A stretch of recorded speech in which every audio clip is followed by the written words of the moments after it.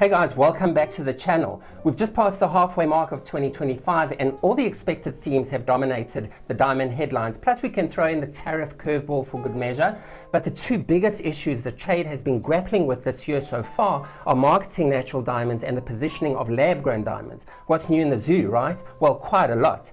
Obviously, the two are intrinsically linked. You probably wouldn't feel the same sense of urgency to ramp up marketing if synthetics weren't steadily eating into natural diamonds' market share. I touched on the marketing issue in my last video, so today I want to focus on the state of synthetics. And yes, this is from a natural diamond perspective, and I think that's important to clarify because the lab-grown diamond industry isn't necessarily having the same conversations. In fact, there's a lab-grown diamond symposium happening in Dubai in September, and the program is quite telling. It includes discussions on how to transition from being a mass-produced commodity to an emotional symbol or product with meaning. They're talking about lab-grown as a catalyst for creativity, leveraging tech applications, and tapping into the future consumer. When last were you at a natural diamond industry conference that zoned in on understanding today or tomorrow's consumer mindset? Rather, the natural diamond industry's conversations like this one is more technical, analytical, even a little defensive.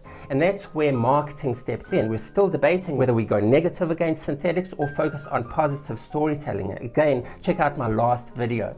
So yeah, let's get a little technical and analytical as is our habit because recent developments demand it. And there have been some very significant developments relating to lab-grown diamonds in the first half of 2025. The first of those relates to terminology or nomenclature.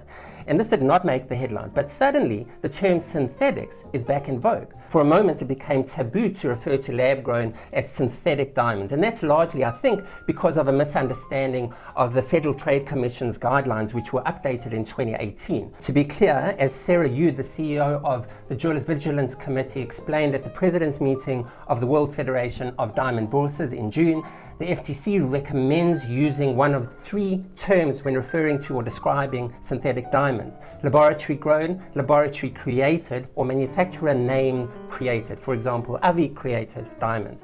While synthetic isn't recommended, it can be used. And importantly, as Sarah noted, it's scientifically accurate. So back to our trend. I noticed this shift back to using the word synthetics at the Las Vegas shows. It felt as though De Beers was used quite intentionally in its presentations, and GIA executives were suddenly quite comfortable using it in conversations as well. It might seem like a minor point, but it's not. It signals a shift in attitude from two of the most influential institutions in the industry, and it follows two major headline-making moves by those companies this year. And we have to give credit where it's due to both De Beers and the GIA for making these decisions, but also put them in context and call them out where it's warranted. So let's start with De Beers. The company announced it was shutting down its Lightbox lab-grown diamond brand. CEO Al Cook declared in Vegas, job done with regard to Lightbox as the disruptor of the lab-grown diamond market. To understand those comments, we need to go back again to 2018. It was quite a year for synthetics with the FTC decision and because Lightbox launched. It was a bold and controversial move. As Cook explains, De Beers wanted to differentiate lab-grown from natural diamonds. And how did it go about doing that? By setting a fixed price of $800 a carat for Lightbox jewelry. At the time, that was cost plus and well below the market rate, while the rest of the industry priced synthetics as a discount to natural diamonds using the same 4 C's, just with deep markdowns at 70, 80, 90% discount to the Rappaport price list at the time.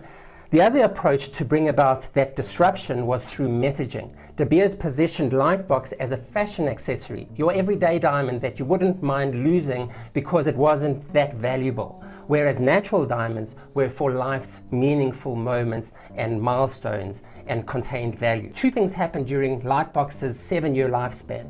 Wholesale prices for lab-grown diamonds plummeted by more than 90% to well below the $800 per carat price tag. Today, the wholesale price is negligible. And I stress wholesale because there's a different dynamic at retail, which we'll get to a bit later. So did Lightbox play a role in affecting that price decline? We'll give them some credit, but it was more a question of market forces. When you flood the market with product, the price drops. It's as simple as that. The other thing that happened was that demand for synthetics surged, not just in fashion jewelry, but alarmingly in the bridal segment too.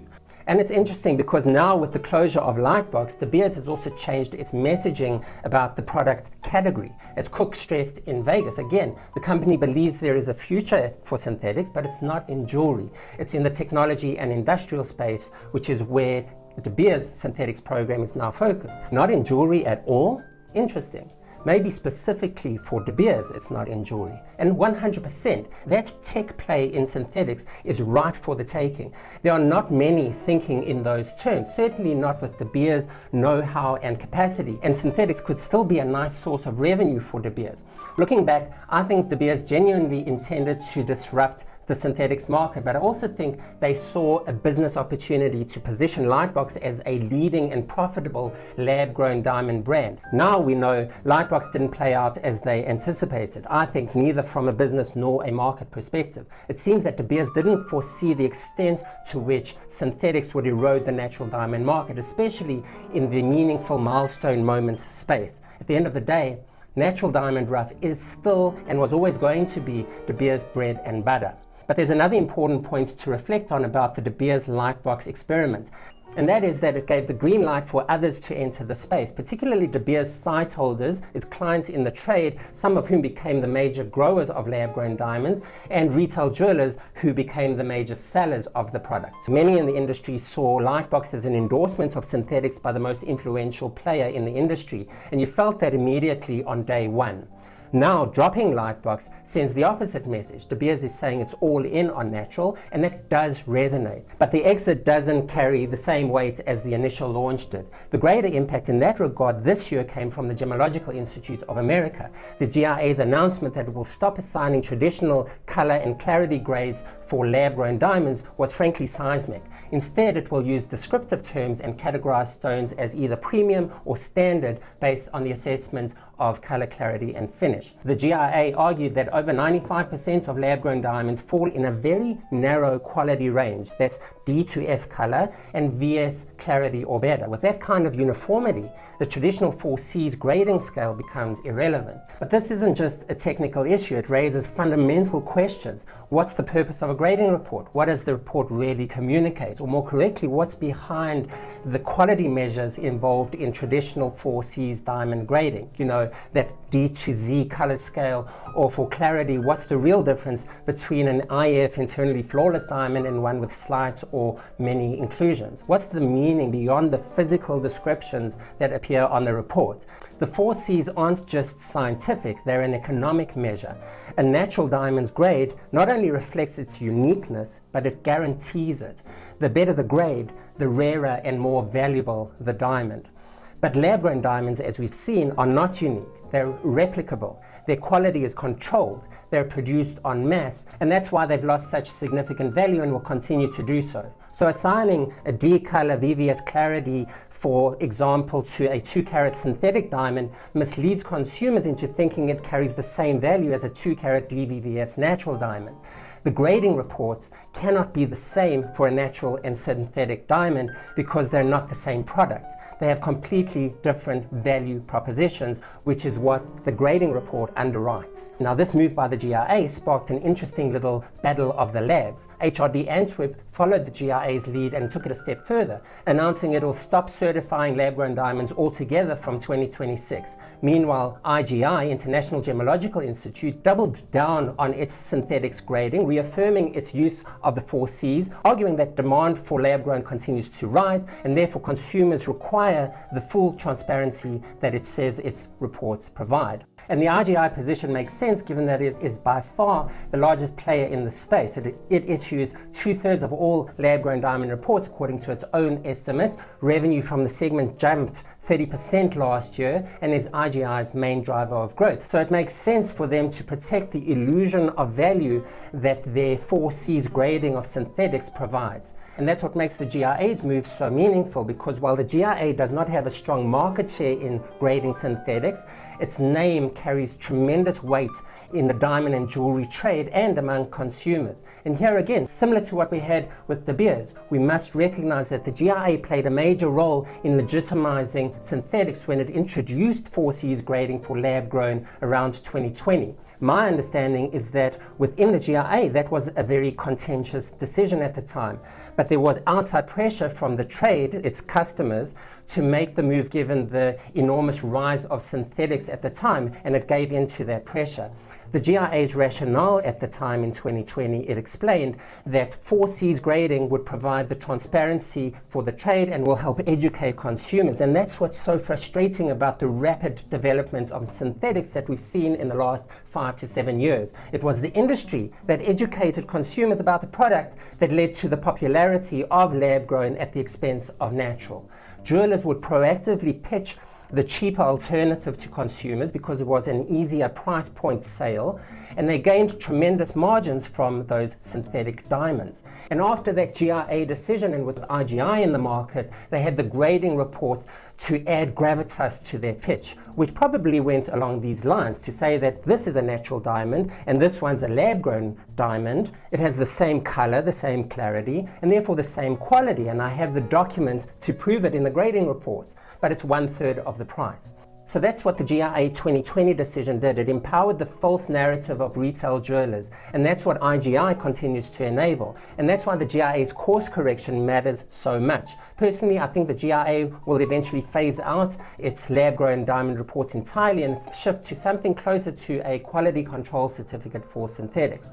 So that's the technical stuff that's happened in the synthetic space this year. I warned you it's significant, but now let's talk retail, because I think there's an important shift happening among retail jewelers in the United States regarding their attitude toward the synthetic product. Now, if you sit in on the industry discussions on the topic, you know, the panels, the webinars, the seminars, etc., inevitably, without fail, someone will raise their hand and declare, I believe that lab-grown is a legitimate product, it's not going anywhere, and the two products can and must coexist.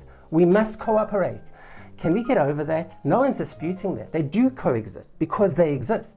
That's not the issue. The real issue at hand is how the industry is presenting the synthetic product and what value proposition is being communicated to consumers. That includes both monetary value and the values of the industry. Are we being honest with consumers? And then it's a question of maintaining a sustainable diamond industry. There's a lot at stake there.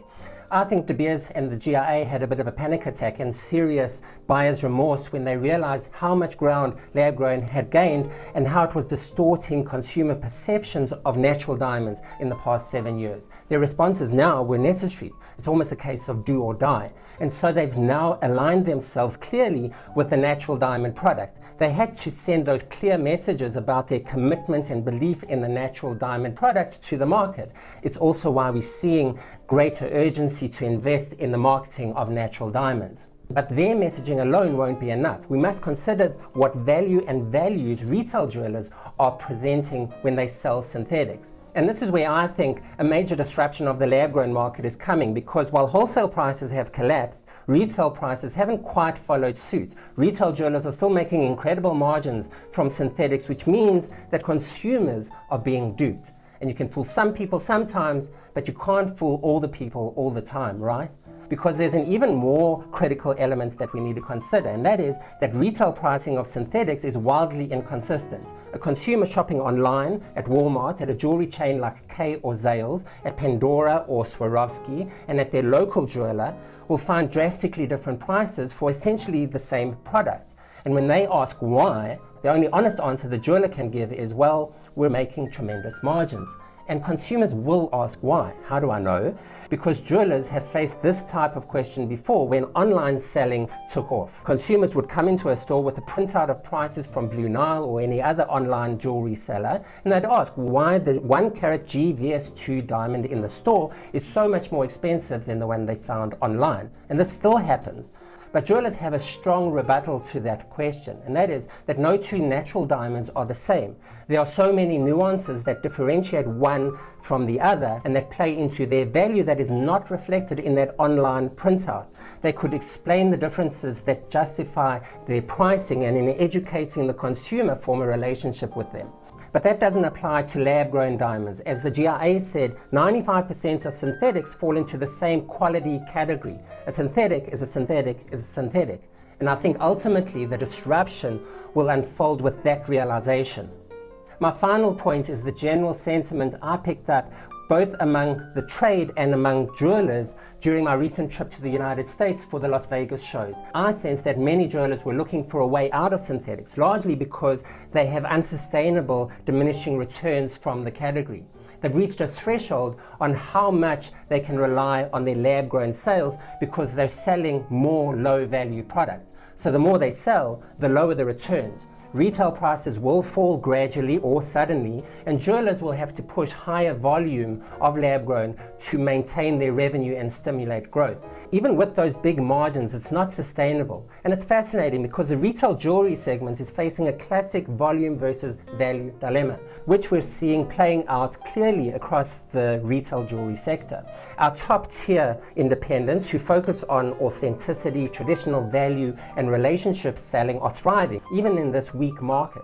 Meanwhile, mid-tier jewelers, who represent the bulk of US retail, are being pushed toward lower price points and a higher volume game, either because their middle-income customers are financially stretched or because they went all in on synthetics and now they can't backpedal. The equation is simple. The lower your prices, the more units you have to sell. And by the way, there is a third category that only sells lab-grown and is quite comfortable with their position in the lower price bracket. I think the strength and longevity of the synthetics market will lie in the Pandoras and Swarovskis of the world. So maybe this is a wake-up call and there's a lesson to be learned by everyone. De Beers and the GIA flip-flopped on the synthetics issue, but have course corrected. And I think we're starting to see retail jewelers do the same. And what is that lesson? That at its core, diamonds and jewelry is a value-based industry, not just as the authentic reflection of the product, but because that's what consumers want. Ultimately, they're seeking value and expect it from their jewelers. The moment we lose sight of value, be it because of synthetics or anything else, we lose our mojo. And I think that's what happened in the last 7 years. We lost our mojo.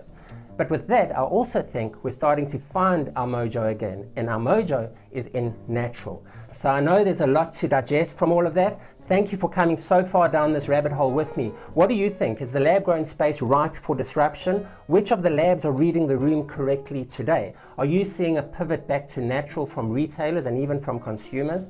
Let me know in the comments. I'd love to hear from you. Hit that like button, subscribe, and check out all my content on thediamondpress.com. Your support is greatly appreciated. And don't forget to join our community. Sign up for the Pressing Matters executive memo, which drops every Monday. What can I say? It's the best way to start your week. Links in the show notes. I'm Avi Kravitz. I'll see you next time.